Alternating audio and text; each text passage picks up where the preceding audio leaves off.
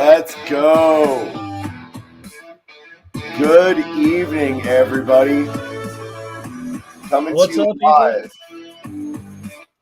Coming to you live from the Discount Double Check Studios in San Antonio, Texas. It's Texans Talking Football. How are you guys doing tonight? SAJ. To my other side here is Brian. How you guys doing tonight? What's up, guys? How's it going? The coach could not join us tonight. Unfortunately, he had a little bit of a personal issue he had to deal with at home. I guess he had to cry about his Cowboys being horrible or something. So I don't know. We're letting him do his thing. But we're here to talk football. So let's talk some football. This was a very, very exciting weekend in the XFL. We had a lot of really great games. And we saw a lot of things change as far as the power struggle in week 2. So let's talk about some Texas football. Brian, what did you think of that Brahmas game this weekend? You know what? Like we said last week, man, this was the get right game we needed. Just go out there and kind of punch some people in the mouth. Yes. There was the one drive that the defense forgot that you can actually defend opponents without committing penalties. But other than that, it's okay. Yes. So for those that may not be super familiar, San Antonio Brahmas played the Orlando Guardians this weekend and came away with the victory 30-12. Pulling up the stats now so that we can actually talk about it and look at some of the cool things that happened. That is an overall game summary. So we talked last week about kind of some of the woes of the team, and Jack Cohn is definitely not one of them. He wound up going 16 of 24, 165 yards, averaged 6.9 yards per pass. That's awesome. Threw 3 touchdowns. How many interceptions did he throw this week, Brian? I believe it was 0. Zero. Last week he threw 1. It was just an unfortunate event. This week he definitely played a lot better. And from what I'm to understand, go ahead, Brian. He had some time. Offensive line was blocking good for him. They gave him some time. You know what? Brahmas actually utilized some play action, which we were claiming or saying needed to happen after week 1, and sure enough, they did, and it was absolutely effective. Yes. However, I would still argue that we do have a weakness on the offensive line. The play action helped out a lot. It did buy him some time. Our rushing, we had Ballage balled out, if you will, for a total of 23 yards only. That's it. We didn't have a great rushing game this week. Cohen had some timely rushes though that really extended some drives. That was good. He was good passing, but he also knew when to pull it down and run for it. 3 carries, 23 yards. Yep. He matched the running back's yardage total. Now, if I remember correctly, I believe Ballage did come out of the game injured at one point. So there was that. And Orlando's defense was very, very stingy on giving us any kind of opportunities for the run. We just did not get the holes in the offensive line like we were hoping for. Again, our offensive line is very suspect, and hopefully Coach Ward can get that figured out because that offensive line is going to be our Achilles heel this season if we don't get that tightened up. But we had some incredible plays. Again, Cone went 16, 24, 165 yards. Mack, 4 receptions, 48 yards. Robertson, 4 receptions, 48 yards. And Vasher is showing up pretty strong, man. Him and Tolliver had 2 great games, both 3 receptions. Vasher went 35 yards. Tolliver went for 31. Right. So we've got the receiving core. We've got that part figured out. Tight ends are getting in on some of the plays. It's just that offensive line. We can't get the running game going if they don't start blocking. And if they don't start buying time for the quarterback, we're going to have to figure out something to do there. But again, overall, solid performance. We definitely needed that game. We definitely needed to stick it to Orlando with their two quarterback offense. They wound up giving up the no quarterback offense. no quarterback offense is true. They definitely struggled. That was the game that we needed. So, sorry, not sorry. Orlando, love you to death, but we needed to beat up on you. We needed that game. Jay, speaking to the receiving core that we have, looking at like so far the league numbers for the year, Cohen's fourth in the league in passing. You go to all the receiving yards, we don't have a receiver that's in there until number 11, but all of our receivers are grouped up together. So we don't have just one or two receivers that are taking all the catches. It's he's divvying the ball. We've got so many guys that can be a threat at any time. So like you're saying, as long as we can give him some time, give him, run that play action, do some stuff to help him out, we've got all a bunch of receivers that can, catch the ball. And we can be real dangerous with that. 100%, 100%. So San Antonio is going to have a huge challenge next week going up against Houston. That is going to be a very interesting game. But let's talk about that in a little bit because, again, this is Texans Talking Football. Let's talk about that game that was Arlington versus Houston. I'm assuming that you caught some of that game. I did. I didn't catch the whole thing, but I was watching parts of it. Okay. This game is extremely important. There were a lot of implications from this game. We saw how Houston rolled over. Who did they play? They played Orlando, right? 33-12. There was no doubt in our mind who was going to win that game. Houston went in there and handled business appropriately. But then they went up against Arlington. And Arlington is not, don't let those scores from the first week fool you, right? Arlington had a tough time with Vegas. They've got some holes, right? And again, we're talking about week one where they've had no preseason, they've had no offseason, really challenges other than the training camps. They haven't played any opponents. So we can't really base a whole bunch off of the week one scores that we've seen. But we saw how they played in week one, saw they had a pretty tight organization, and then we saw what happened in week two. Just my opinion, but Houston coming away with a victory, pardon me, over Arlington, 23-14, not a very decisive win. Okay. What do you think the implications were from that game? Let me ask you that. Well, we were talking last week. We all think, Houston is, looks to be the number one team in the league right now. Just they've got great defense. The offense is playing well. And, they're kind of the decisive number one. Arlington is middle of the pack. And so, I would have thought that, especially, being a division, being, Houston, Dallas rivals, stuff like that. If Houston was that much better than we kind of thought they would be, I would have expected a bigger win. True. Very true. Well, and then let's look at the stats from that game, right? Because that's going to be really important to talk about also. So, bringing up their stats, Plitt for Arlington went 15-30, 120 yards, 2 touchdowns, 2 interceptions. Not the greatest, right? No. Their rushing attack on the ground was not that big either, right? They had a total of 43 yards between 4 rushers. 43 yards on 19 attempts. Mm-hmm. Now, let's talk about the Houston Roughnecks. Now, keep in mind, Silvers did take a pretty big hit in that game. I do remember seeing that part. But Silvers went 14-28, 173 yards, 2 touchdowns, no interceptions, right?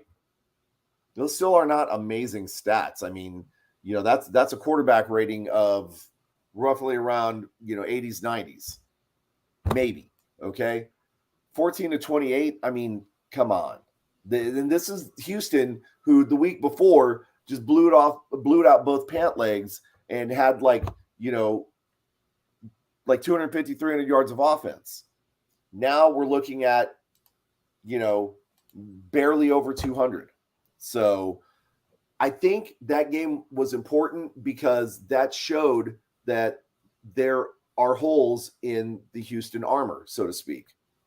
I really don't think, on paper, they looked great the first game. Second game did not look so hot. I'm projecting that San Antonio is going to take that win against Houston on the road. What do you think, Brian? I mean, I can't root against my Brahmas, It's so of course I'm going to say we're going to win. But looking at it from a game standpoint, you're right. I think Houston kind of looked like they took a step back last week. We definitely took a step forward from week one. So we're it's gonna be a tough test. This is our Battlehawks were a good test week one, and now the Roughnecks week three. So we want to see where we're at. This is a good one. Yeah, and I think the Battlehawks was a good game for us to show us kind of where we stood in general and what we needed to work on. Yeah. Again, right, couple of fluke plays. We lost control of that game, and there's speculation still about what exactly happened, whether the players gave up or they moved into prevent offense. I've even heard rumor that coach pulled starters out and put second line in just to make sure that he kept his players healthy. And that could be potentially what happened. Ultimately, I didn't hear that, but that'd be interesting. Yeah. We don't know what happened. We're not privy to all the information and all the different things that happened, right? We're not coaches. We're just armchair quarterbacks. But whatever it is, we know that the minutes of the game. Otherwise, they had a commanding lead the entire game. They were in control the entire time. So I think now that we've got 2 games under our belt, we have a better idea of what we're up against with the rest of the league. We have a better idea of how this team actually operates and where they function best. And I think we're going to use those key elements to take it to Houston, because we've seen that as long as you keep pressure on Houston, they're not going to convert a whole bunch on offense, right? So we do have a fan that is mentioning some comments. We're going to go ahead and show this. Reels and Heels said that Vegas will beat Seattle, DC will give St. Louis the L, and San Antonio will come out on top. We're definitely going to talk about that. What I want to talk about is the other games around the league, because those are pretty important, right? So St. Louis pulled out another squeaker, okay? Last second field goal. I mean, insane. Same bad luck that we had against St. Louis. And as much as I don't want to bag on St. Louis, I'm going to bag on them a little bit. So far, we've seen that McCarron is the luckiest quarterback in the XFL. Okay? He's a talented guy. I don't want to take anything away from him. But I don't think the record truly reflects what the team is capable of, right? Granted, yeah, they get an opportunity. They're able to convert on it, right? But that doesn't mean that they're a great team. It means that they're a really good team and a very opportunistic team. Absolutely. But I don't think that they're as great as what they said. Okay. I think Seattle is a little bit better than what they've shown. Okay. They've had some elements of greatness there. Let's go ahead and talk about those stats, right? Seattle with the league leading Cowboy great backup, Ben DiNucci. Wasn't that also the same quarterback that got absolutely destroyed against the Commanders? Probably, yeah. But you know what? 100% was. The hit hurt around the NFL. But you know what?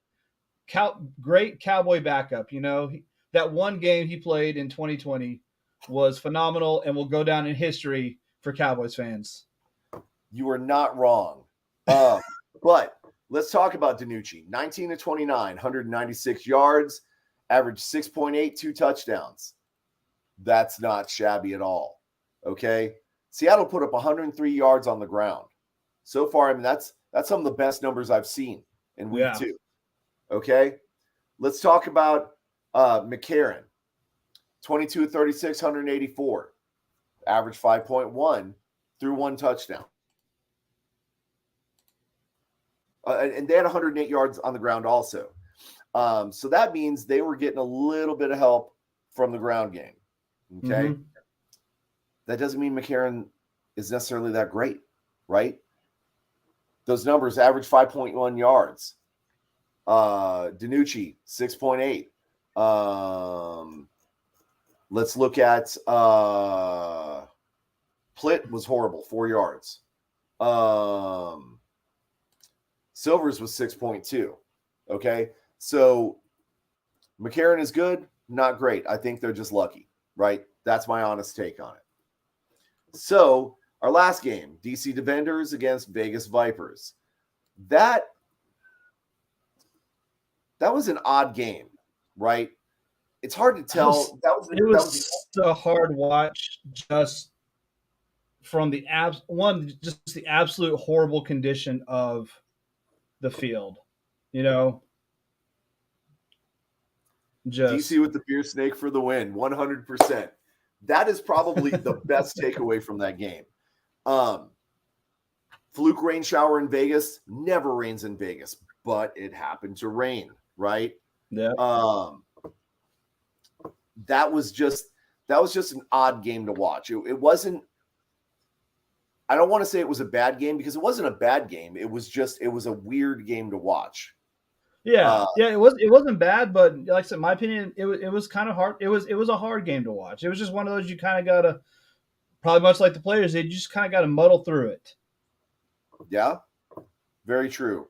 So Tamu went 11-23, only 93 yards, right? And then Ezar, no. Where is he at? Vegas Vipers. My boy Brett Huntley, right? Former Packers quarterback. He went 11 of 18, 98 yards, 5.4. But then they had Perez in, and they also had Sexton in, right? 3 quarterback changes in a game. I think it might have been a little bit. Who knows, right? Again, it's all speculation. But I am glad to see that Huntley is plugged into the league here, and I'm glad to see that he's doing well. Hopefully he can sharpen his skills and maybe plug back into the NFL soon. But in the meantime, I'm going to root for him just as a player until they play the Brahmas, and then we're going to destroy him. I don't care. That's absolutely. Okay. So that pretty much covers week 2. A lot of interesting games. Some very definitive games in my mind, but definitely no real hope for Vegas and 100% no hope for Orlando. They're just going to get destroyed. Okay, so let's go back and talk about Reels and Heels' comment about the predictions. Vegas beating Seattle, DC beating St. Louis, San Antonio beating Houston, and then we're going to show this one, Orlando getting stomped by Arlington. What do you think about those predictions, Brian?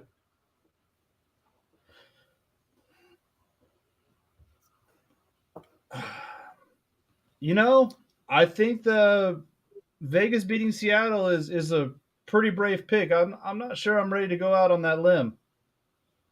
I think DC will probably beat Seattle or St. Louis. I think their luck's finally going to run out.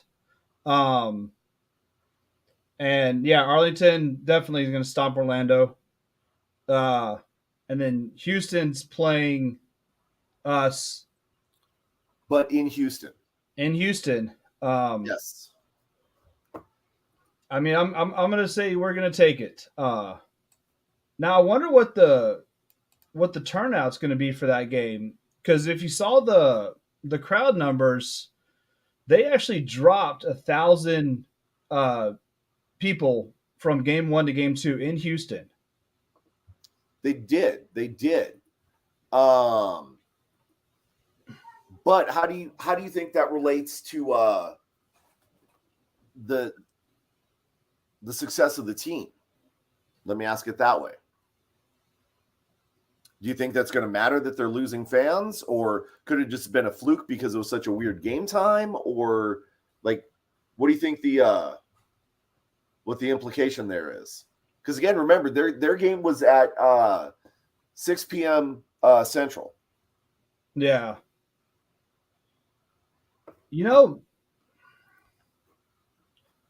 I'm not sure actually. That's you say crowd, how much will the crowd affect the game, or the play? It's how loud are the fans going to be when they're there. And honestly, watching these games, I haven't heard a stadium that was as loud as the Brahmas one when we were in. So I don't really see crowd noise affecting any of these teams right now. Well, and then in all fairness, right, about the only one that can really compare with what we have going on here at the Alamo Dome in San Antonio would be St. Louis. And we're not going to know what St. Louis can bring as far as crowd noise until week 4, when they play their home opener against Arlington. Yep. Right? Now, let's be honest. From what everything is showing on Facebook, week 4 is going to be really tough for Arlington. Oh yeah, definitely. Because we're talking like we came out in force. We had roughly 24,000 fans. St. Louis is looking at more like 40, 45. Okay? And that, I don't care what anybody says, 45,000 fans is going to be loud, and it's going to be absolutely crazy. Okay? So, back to week 3. My picks, I do see Seattle taking it to Vegas, unless Huntley has an amazing game. If Huntley can come out firing on all cylinders, setting up those play action passes, getting his receivers deep, eating up that defense, Vegas really doesn't stand much of a chance in that game. And I hate to say that, but I don't see it, the St. Louis DC game, that's going to be tough because, again, they're a very lucky team. They're a talented team, but they're a very lucky team. And we've seen that you get them up against the ropes fairly easily. It's just a matter of keeping them there. Yeah. And I think DC's defense will probably be able to do that. I just don't – that one's too close to call. It really is because, again, unless you put them down and keep them down, they're always going to have a chance. They're always going to have a chance. They've shown that 2 weeks in a row now. Obviously, Arlington against Orlando, that's going to be Arlington all day long, okay? Check this out. Let's go back real quick to the DC game. Reels and Heels said that DC fans are loud. Yeah, 100% they are loud. And that is going to make a big difference. Even though it's an outdoor stadium, if I remember correctly, that fan noise is going to make a huge difference. They get real loud when their beer steak gets stolen too. That's true. So there's that. Which, by the way, definitely round of applause, right? Throwing the lemons on the field in protest of your beer steak being taken away was ingenious. I absolutely loved it. It was the best moment of the weekend. So that was definitely highlight reel worthy, 100%. So yeah, I'm going to pick DC in that game.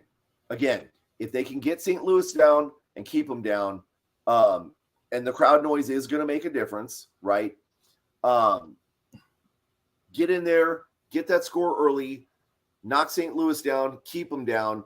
They should be able to take that win. But I think it's going to be a close game. And I think it's going to be, besides our game, I think that's probably going to be the game of the week. Okay? So I think so. I said it. Okay? I think both of those games, St. Louis, DC, and us in Houston, you're probably looking at the two best teams in each of the divisions facing each other. Check it out. Free the snake. Nice. I like that. Thank you, Reels and Heels. Yep. 100% they should. We're of course saving the best game for last. We'll talk about that in a bit. Arlington, Orlando.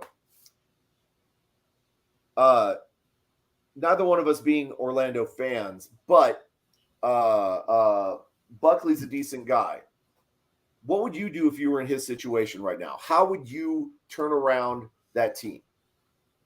I don't know if you can. I mean, one of the fun things being a fan of the way everybody's mic'd up in the XFL is you could you could hear real time that team absolutely imploding on the sidelines. The coach is questioning every single player, everyone's, will to win. I mean, was questioning his own life at some point during that game. You got, the quarterback arguing with the lineman in the huddle, and it was just an absolute disaster for them. And I don't think there's any coming back for that. Like, it's going to be a real long season for them. Okay. Let's build on that a little bit farther. Did you catch the interview with Buckley on the sidelines? It was late in the third, early in the fourth, where he went off on the players. Well, he was like, yeah, we need like a whole new team out here. Nobody's doing their job right. Mm-hmm. Which, I mean, you hear that, that's kind of a classless thing for a coach to say. I've never heard a coach really talk like that before. There's always, we didn't play good enough, we didn't do this, but a lot of times the good coaches will say, hey, well, this is on me. This is, I didn't plan better. And there's the times that they'll kind of call out a player or two if they need to light a fire under them. I've never seen a coach just absolutely call out his team like that. Just, it didn't seem like it was a motivational tactic. It just seemed like he was throwing them under the bus. No, it was 100% done out of frustration. And I get that from the coach's standpoint. I can understand, your team's down, you're just getting beat up. Everything you try, nothing's working. Everything's blowing up in your face and everything. I don't know that I would necessarily, because it's a double-edged sword. It could go two ways, right? It could demoralize the players and make them just give up and not want to try anymore at all. Or it could light that fire under the players and get them to go out there and give everything that they've got. Whatever they're holding back, they dump it and, they try their absolute best, right? I don't know that if I were in his situation, I don't know that I would have let my frustration get the better of me and say that in public.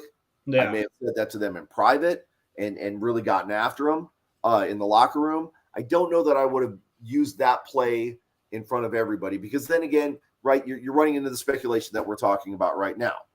Was Buckley justified in saying that? Should he have said anything at all? Is he really, doing his job as a coach by calling his players out on national TV like that, right? So it probably wasn't the right move. But again, I understand why somebody would do something like that. Okay.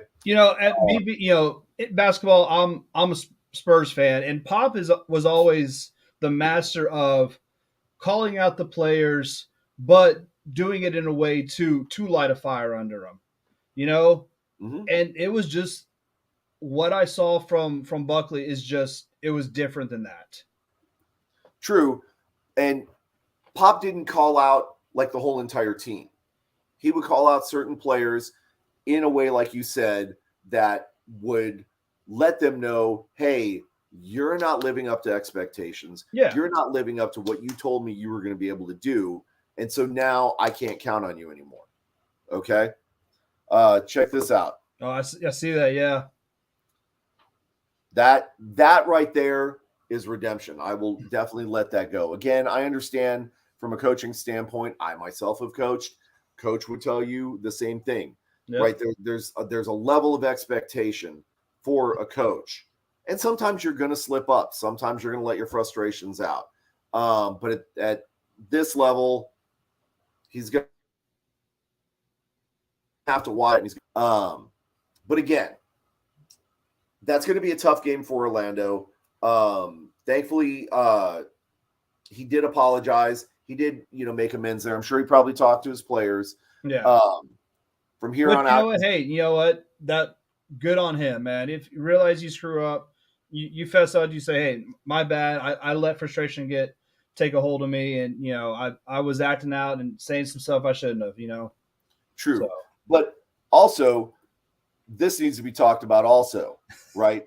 We've got players going after each other on the sidelines. yeah. Like that is something And Buckley that definitely. happened a few times. Like I know everyone's Oh, there. There's the one clip that you keep seeing everywhere, but it was probably 3 or 4 times that I saw in the huddle. The players are arguing with each other, and he had to tell them, "Shut the f up." Like it was just the entire team. It was just bad for the entire team, really. yeah. So Heck, you had the offensive coordinator halfway through calling a play call. He's like, "Oh crap, wrong play," and then like changed the play call with 7 seconds left. It mhm. was just it was just a mess for Orlando all game. So just like Reels and Heels said, players and the other coaches not being on the same page. Yeah, So I can definitely understand Buckley's frustration at that point when basically everything is falling apart around him. Okay. So my hope is that the Renegades game will be an opportunity for them to reset and really start from ground zero. Are they going to get the win? Probably not. But maybe they can keep it a little bit closer. Maybe the OCs and the DCs can get it together a little bit better and execute at a little bit higher level. Get the plays in time. Not, oh crap, wrong play. Like yeah. we can't have that at this level. So And I maybe they'll really stick think they around. need to get rid of the two quarterback system. You know, like you're not going to be cohesive with that. Yeah, exactly. Right, right there. The two quarterback system, as quaint of an idea as it is, um, It's good in college, or it's passable in college. It doesn't work any level past that. it's okay in certain applications. I wouldn't even necessarily say college versus pros or anything like that. It's okay in certain applications. Like if you're going to run the Wildcat or Yeah, something like that, it's a trick play. But that cohesion that you need between your quarterbacks and receivers, you're not going to get if you're constantly swapping out. Looks like we have a little dissension in our agreement there with our fans, and that's okay. That's okay. Everybody's entitled to their opinion, of course. Um, I do see some validity in that statement that depending on the team, a two quarterback system could in fact work. I just don't think that it works in Orlando, right? yeah. I don't think much works in Orlando right now. Let's be honest. But again, going back to this game, hopefully this will be an opportunity for Buckley to kind of regain control of the helm, right the ship, maybe not get a win, but get a moral victory, right? That would be great Be for the be team. res- you know be respectable. Keep it close. Make it closer than what a lot of people are expecting it to be. Exactly. And then, make Stoops sweat a little bit, right? Okay. Now, let's talk about the headline game of the week. Okay. Houston Roughnecks, San Antonio Brahmas. We know that this is going to be a tough, tough game. What do you expect to see from Houston on this game? Our line's really going to have to step it up because, I mean, the Roughnecks defense is no joke, and you know, uh, They're probably going to have to utilize play action a whole lot just to give Cone some time. Uh, it's going to be a real tough test for our offense. Yep. I also think it's worth mentioning that our defense needs to step up. They've been good. We've gotten a lot of pressure now from our defense. That's actually showing some numbers here. But this week they're going to have to be great, man. They can't have the penalties they had last week. Let's talk about the penalties. God, okay. Dude. San Antonio was penalized. Let me find those stats. Okay.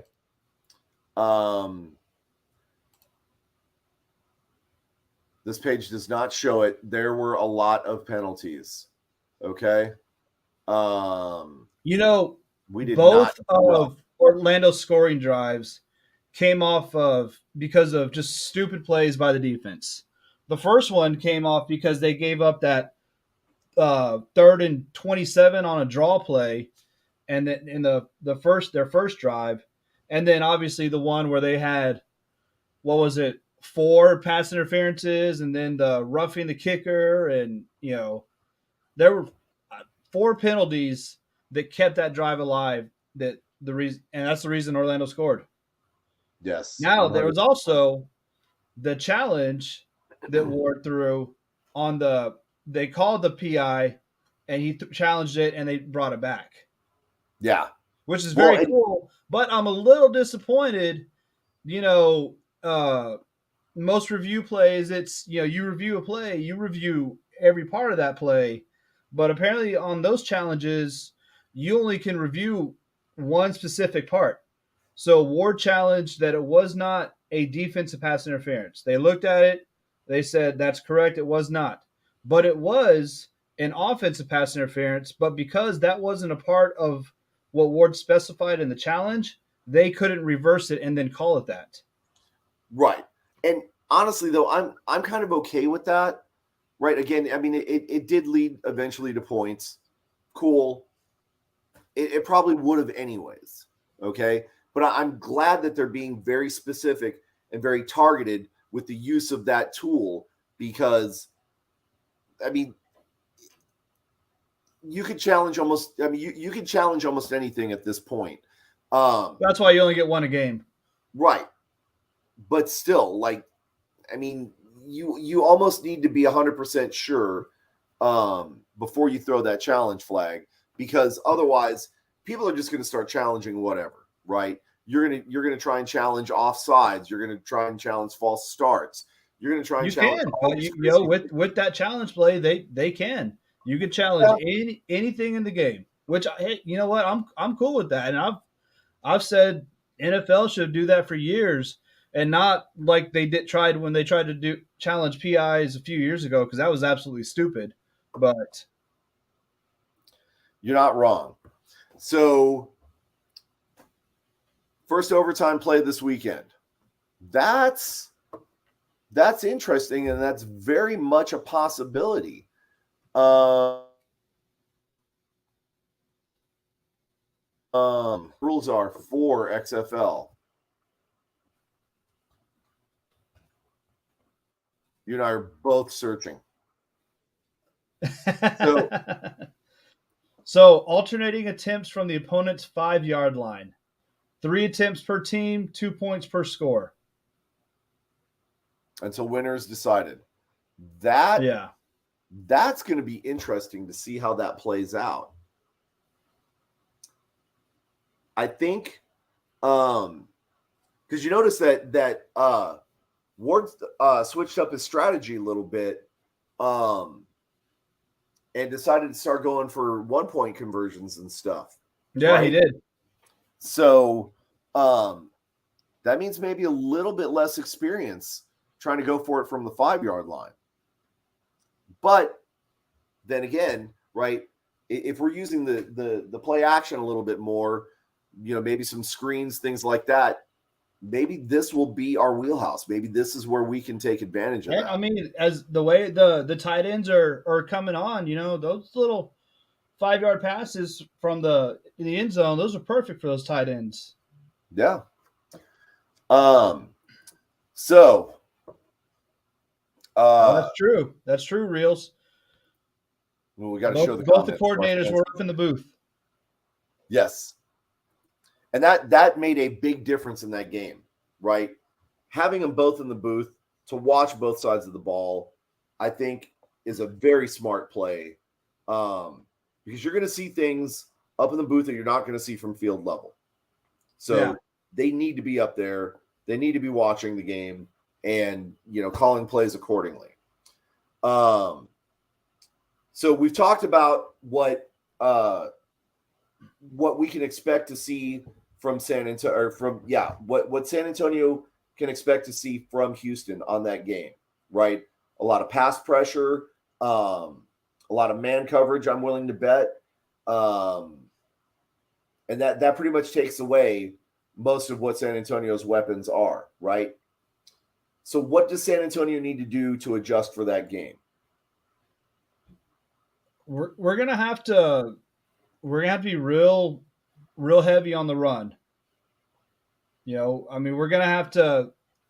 You can't use play action as a threat if you don't have a run game to back it up. So we're gonna have to start with the run, kind of hit them up top, or hit them in the trenches, and then go play action from that, just to kind of back them up a little bit.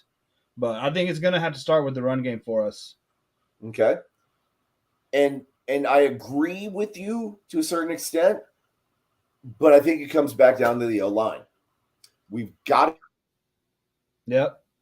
our O line to sit them to be able to hold.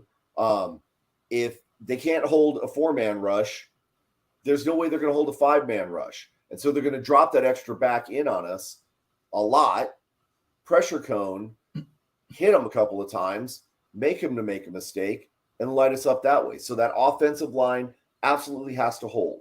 Yeah. So maybe we use our tight end as an extra blocker, right?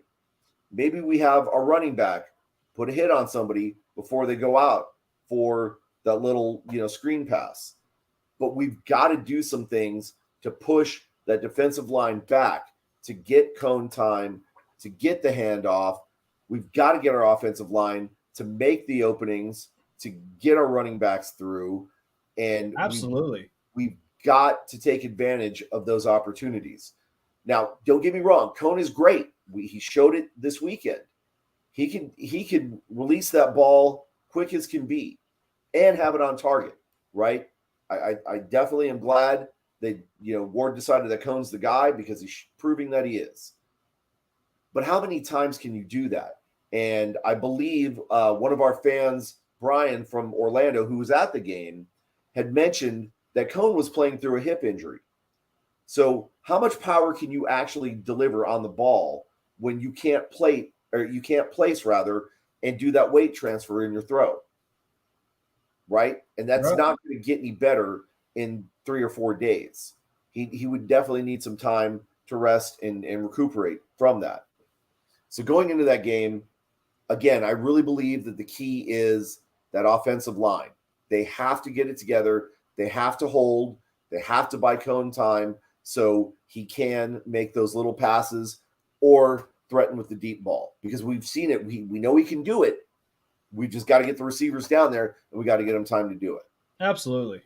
Okay? It starts with the line. The run game starts with the line. Quarterback time starts with the line. It all, that's basic football. If Houston's just running straight through, then it's going to be a real long game for Brahmas fans. Yes. But I'm going to say that we're going to be up to the task. Yes. We definitely need to make sure that we bring the defense that we've been bringing the entire time. Right? Absolutely. Our defense has been very good. 3 quarters of the first game, 4 quarters of the last game. Granted, the penalties, big issue. They need to watch out for that.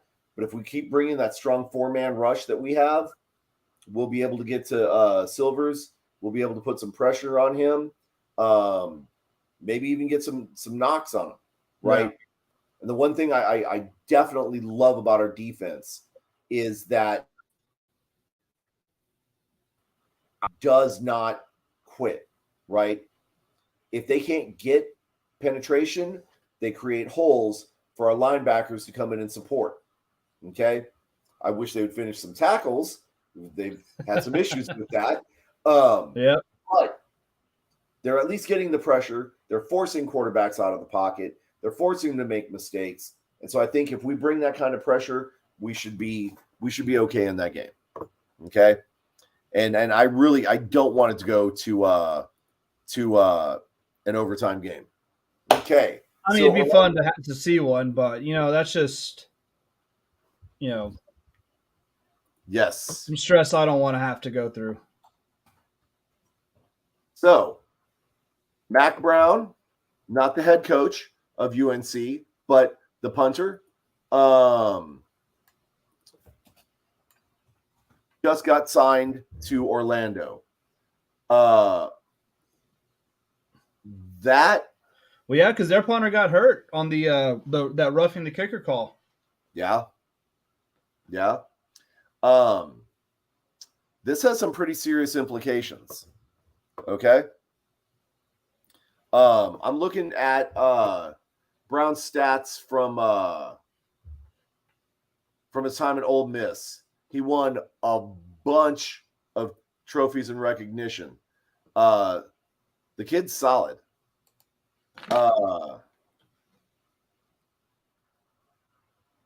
Looking at his numbers from 21, he played 13 games, 43 attempts, 1,909 yards. His longest was 58. His average is 44.4.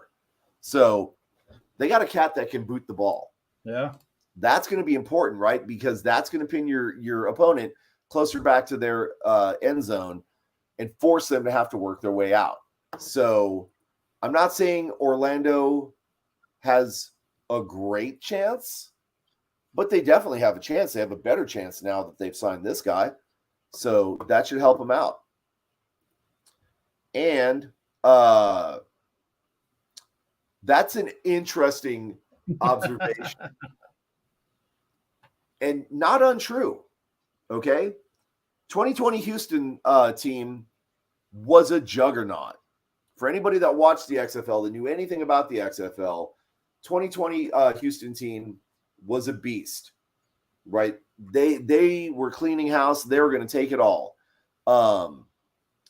And obviously, the pandemic kind of shut all that down. But by all rights, they would have won the championship game. No problem. Okay. But this is not the 2020 team. This is the and I do think that as much as they've done up to this point, I think it's all smoke and mirrors. I really think that a lot of the team weaknesses are going to show up this weekend. If we stick to our game plan, we pressure them, we light them up early, I really think that we're going to see that Houston is not the team that everybody thinks that they are right now.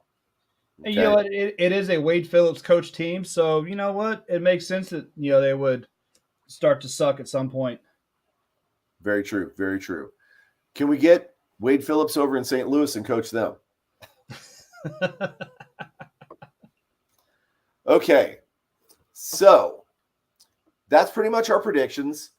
We're saying that Seattle over Vegas, DC in a very contested game over St. Louis, Arlington easily over Orlando, and Houston losing to the San Antonio Brahmas in overtime, according to our fans. And I got to post this up. I got to post this. No, you don't. Yes, I do. It's all true. We know it's true, but it's true. It's true. He's no Mike McCarthy. Mike McCarthy's no Mike McCarthy anymore. Yeah. Okay. So neither of them are Jason Garrett. So True. That's how we should close every show. Okay. I've been bagging on your Cowboys. Now it's time to turn the tables, let you have some fun at my expense.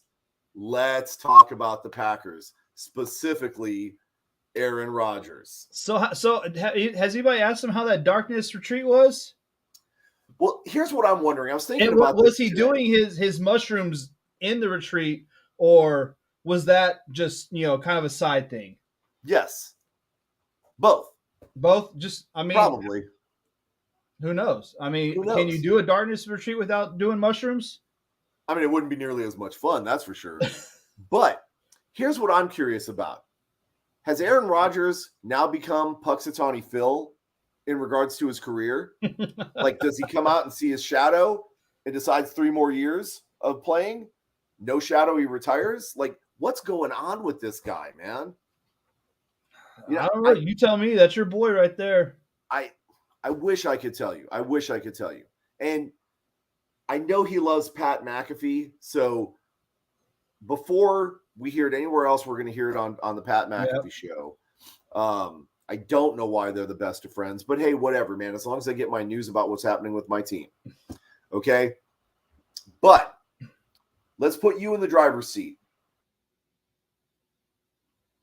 As GC, okay? What do you expect to happen here? What would you do with Aaron Rodgers if he was your quarterback? With the team that Green Bay has right now, if Aaron comes back, do you see a Super Bowl in the near future, in the next 2 to 3 years? 100% no. Then you got to get rid of him. You got to go to the future, build for the future. As great as he's been, you've got to move on. Mm-hmm. And let me jump in here real quick and say I don't necessarily think it's because of talent, right? I think his production has fallen off as a quarterback, which right? comes Numbers with don't age. lie. Hey, right? Analytics don't lie, but I think it's him falling off as a quarterback and the bad blood with the team, not just like coaching staff, but with the actual rest of the team, right? Yeah. He's starting to lose his relationship with them. He's starting to lose his command of the organization, and people are just kind of getting tired of his antics. So he doesn't command the respect that he used to anymore. People are not going to ball out for him as much as they used to. Now it's going to be more that they're doing it for themselves, right? You saw with Christian Watson and Romeo Doubs, 2 potentially could be superstar receivers. Romeo Doubs was predicted to be just this phenomenal plug and play, take you to the Super Bowl receiver. Turns out that didn't happen. He didn't perform nearly as well as everybody thought. And Christian, I can't even remember his last name now. But he wound up being the shining star. Okay? That was the one who dropped the deep pass first game of the season. And then, but he came on towards the end. Yeah, and then I think he dropped 1 or 2 more since then. Yeah. Okay? Tunyon never came back around like he was predicted to. Our running game was not what we expected it to be. Bakhtiari never actually, he came back, but he never fully came back from his injury. I just think that the team is better off without him now. There it is. Yeah. I think, I don't know about retire. He could, he always does, yes. He could do like what Brady did with Tampa, go to another team that's already got the pieces, that wants to rent him for a year or two, and he could win a Super Bowl. He is still good enough. But like you said, he's almost destroyed the culture in Green Bay, just of the team, with just all his bull crap. And yes, he's just, whether he retires or whether he moves on, Green Bay needs to get out of the Aaron Rodgers business. But that's almost become like a trend for Green Bay quarterbacks, right? Mm-hmm. Brett Favre did it, right? Aaron Rodgers is doing it. So the best. But unfortunately best for you guys, you don't have a Aaron Rodgers backing up your current Aaron Rodgers. Well, let's talk about that. I'm pulling up Green Bay quarterbacks right now. Okay. Jordan Love has shown some talent. Is he an Aaron Rodgers? No. Nobody's ever going to try and argue that. Jordan Love, if he said it, somebody needs to punch him in the head. Okay. He's a good quarterback. He's not a great quarterback. I don't think he's I haven't seen anything that tells that he's a franchise quarterback. No. You know, not at all. He might be able to get you to the next franchise quarterback, but right. Love is your typical middle of the pack quarterback, mm-hmm. right? He's not going to be what the hell is his name? He's not Fitzpatrick, right? He's definitely not going to be anybody like that. He's going to be like what's his name from the Jets? Mark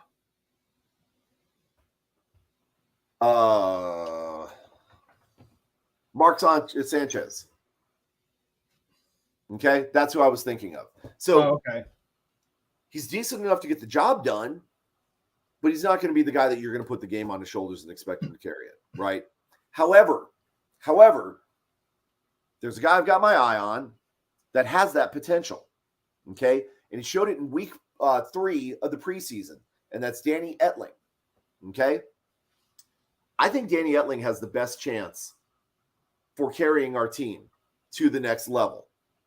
If we trade Rodgers out for what would have been perfect, would have been trading him to Vegas and getting Carr, that would have been phenomenal, okay? That would have helped our cap space. That'll freed up some money for us to get some receivers to back Carr up, and he would have had better quarterback coaching staff to help him out, right? Plus, these 2 receivers that worked under Rodgers that have the ability, right? Absolutely. It would have been a beautiful combination. Obviously, that didn't work out. So I really think that we need to Rodgers someplace inconsequential. Potentially, we could send him to the Dolphins. But I don't think he's going to help you get your team to the Super Bowl. I think he might get him to the toilet bowl, but that's about it. They're already there. Yes. Well, I mean, they did okay. But Jordan Love, still not sure what to do with that. I think we probably – it wouldn't hurt us to give him a year, okay, and work with Etling to get him ready, okay? Ooh, here's a great question. I'm going to bring that up in a bit. Let me finish my thoughts on Green Bay.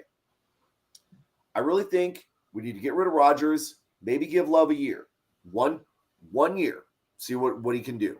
If nothing else, to increase his market value to get rid of him while we invest in Danny. The Love pick. You know what? I cut you off, but that's what they should have done at the end of this past season. Green Bay was obviously going nowhere. They should have played Love and say, hey, you know, Aaron, we're resting you for, you know, whatever. Retirement. Retiring.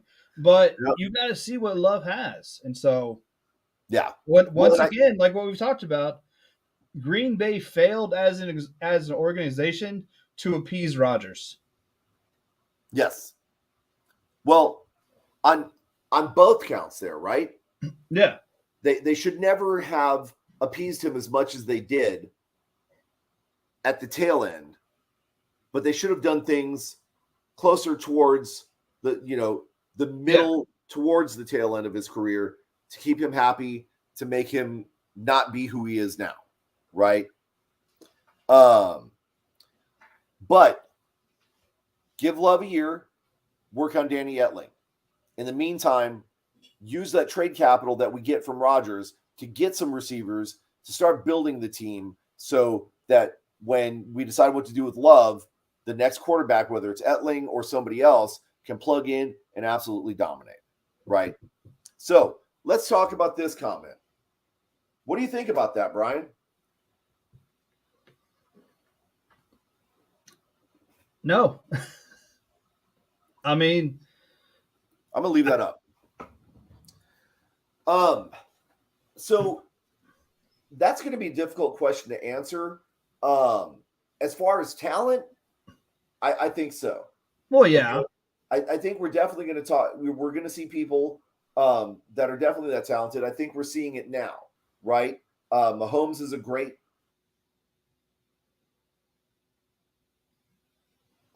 example. But now, if we're talking about quarterbacks as far as quality of character, as far as just all around good people, you know, just head and shoulders above the rest, role model kind of people. I think that era has passed. I don't think we're going to see quarterbacks like that. I don't think we're going to necessarily see NFL players like that. Mahomes does a lot. I think he's a class act. I think he's the exception to the rule because I think that rule has changed. I think a lot of the NFL players now are playing less for the love of the game and more for sustaining their egos and trying to get those huge paydays and stuff. They do charitable stuff. They do, you know, certain things, whatever. But I don't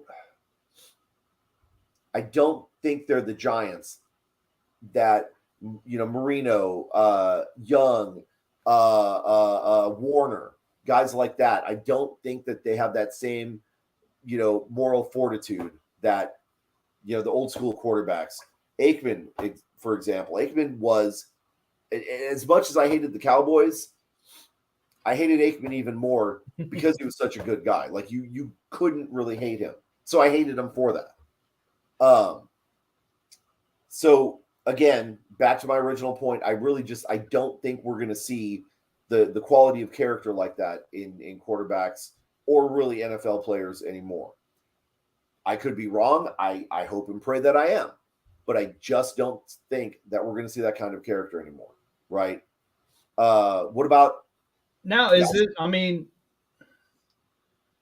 are we looking at it like, you know, a couple 40-year-olds who've been watching football our entire life and just nostalgic of things are never going to be as good as they were when we were younger, you know?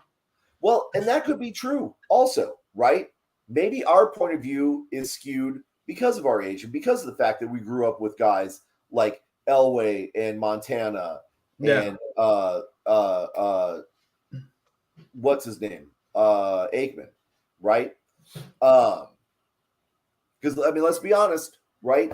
During a lot of that time as well, we had Brett Favre, who turned out to probably not be such a great moral compass, right? Like maybe we don't want people following him. Right here. Reels and Heels is right. Yeah. We don't hear about these players as much anymore. You hear about the Patrick Mahomes because of the State Farm commercials or Allstate or whatever it was that Aaron Rodgers kind of started, right? Mantle along and let somebody else take it. But Reels and Heels right. We don't have that same. We don't have those public figures like we used to. Terry Bradshaw is another great example. He's been an NFL announcer for what 150 years now, something like that. Yeah, but he was a standout guy, right?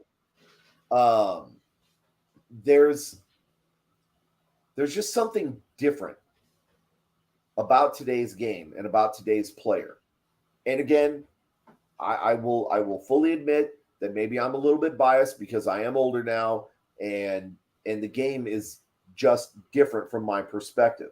Absolutely. I mean, everybody who's watched football for any, you know, the last 10 years knows that it is made that major shift to it's not as much of the smash mouth that we grew to love growing up and stuff. Back when we used to watch ESPN for the what was the show, the highlight show, the Jacked Up. You Yeah. know, like that's what we were watching. We'd watch that show every Monday night countdown, and now all those hits are illegal. Yeah. Right there it is. Compare let's compare running backs. Barry Sanders Yeah, to Ezekiel Elliott. Okay? Two completely different people as far as moral character goes. yeah, Okay? In his prime, Barry Sanders was the best to do it. Arguably still one of the best to have ever done it. But he didn't cause any problems. He didn't raise a lot of stink. He didn't draw any attention to himself. He went out there, did his job, got off the field. Okay? Jerry Rice. Jerry Rice was a little bit flashy. He was a little bit but that just egotistical. comes with the wide receiver territory. And that's true. You can't be an NFL wide receiver and not be a little bit cocky. Right. Well, and we know for a fact Ward was. Yeah. Right. That was one of the things that he talked about that he kind of secretly was super proud of, was that he was able to upset defenses because of his attitude. Right. But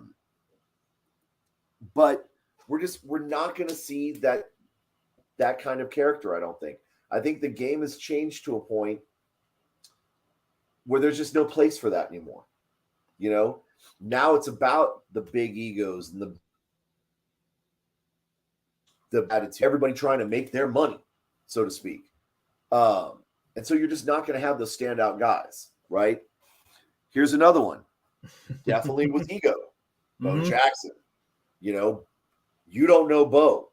Anybody that was alive in the 80s remembers all those commercials, right? Anybody that was around for Tecmo Bowl knew that you had to get the Raiders because Bo Jackson could run 50 miles an hour and everybody else was doing too, right? But you're not going to see characters like that anymore, okay? Again, I stick to my statement that I think the game has just changed to a point where there's no room for that anymore. So, all right. Well, we've spent a lot of time talking about the NFL, and it's off season. Like nobody even cares about the NFL right now. So there's not going to be a whole lot of news going on with the NFL right now because at this point right now, they're at the combine. They're talking about restructuring contracts and doing all that stuff. So we'll try and bring you more information as it becomes available, especially once we hit the combine and start seeing, who's going to be who in the draft class and who we think is going to be, taken or like what team's going to go after who. But we're also going to focus on the XFL because there's some really great games coming up this next week. And we are only a month and a half away from the start of the USFL. So right as we get into the thick of the playoff chase for the XFL, the USFL will kick off. And that's going to be really interesting to see what happens with that because now we've got some USFL teams that are back at their host cities, but not all. So that hub situation is going to come into play again, and we'll see about that.